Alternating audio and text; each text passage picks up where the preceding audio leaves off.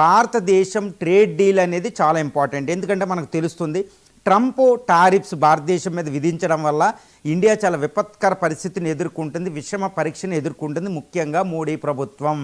ఈ సమయంలో అమెరికా అత్యంత మిత్ర దేశం, ఫ్రెండ్లీ నేషన్ అయిన బ్రిటన్తో మనం ట్రేడ్ డీల్ కుదుర్చుకున్నాం.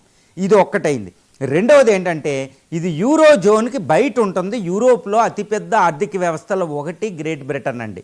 అది ఫ్రాన్సు, జర్మనీ తర్వాత అత్యంత largest economy in the Europe continent.